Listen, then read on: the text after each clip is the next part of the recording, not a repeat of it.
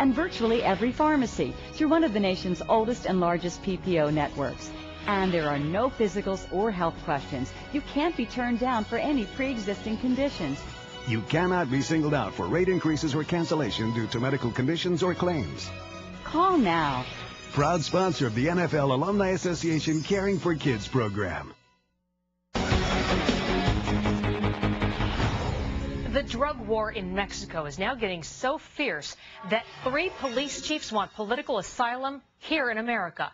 This year alone, more than 1,000 Mexicans were killed, and just last week, the national police chief was assassinated in his own home. Right now, a bill in the House would give $500 million worth of military equipment to Mexican police to help fight the Mexican drug cartels. But critics fear drug violence there is already spilling over here, and since our agents are outgunned, perhaps we should get something very similar to that. Joining us now, Congressman McCaul, a Republican from Texas, sponsoring an amendment that would actually give the same amount of money to our officers on the U.S. side of the border. Thank you for being with us. Thank you, Edie. Okay. I talk to people all the time who talk about the increasing spillover of violence, specifically from the drug cartels, the drug runners, and it's coming into America. Do our law enforcement officers have the tools they need to fight back? I don't think they do at this point in time, Edie. You're from Texas. These drug cartels are out of control down there, and they present a direct threat to the security of the United States.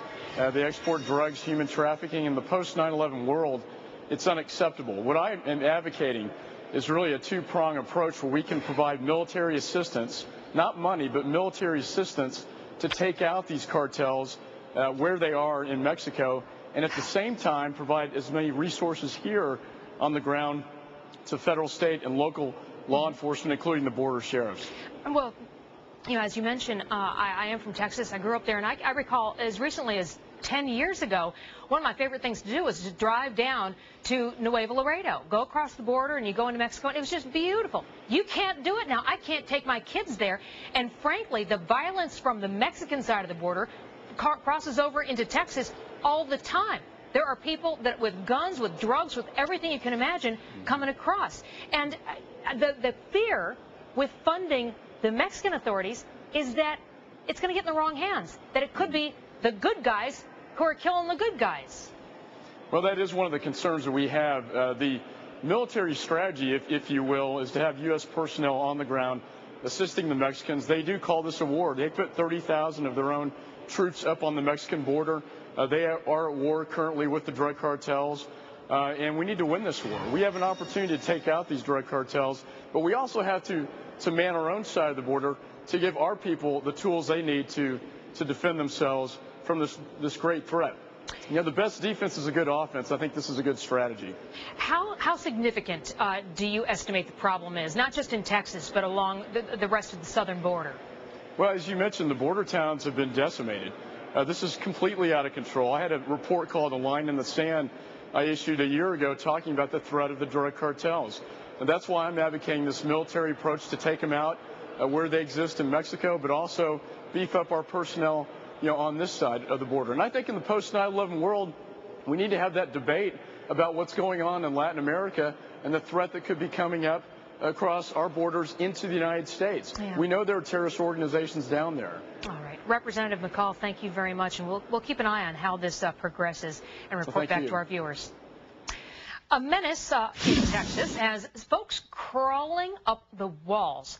Take a look at them. They are called crazy raspberry ants. And no one knows where they came from.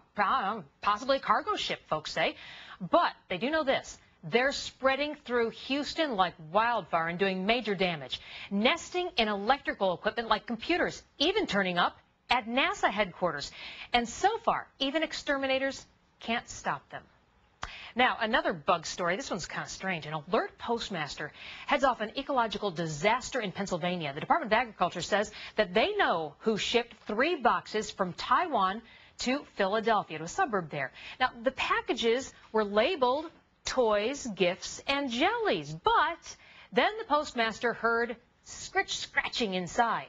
Well, the boxes were really filled with more than 24 foreign beetles. Look at that. Now, to give you an idea how big that thing is, it is the size of a child's hand. Agriculture experts say if those beetles got out, they could have destroyed vegetation everywhere and everything from trees to produce. So good work on that alert postman's part. A Texas man gets over 30 years in jail. His crime, spitting.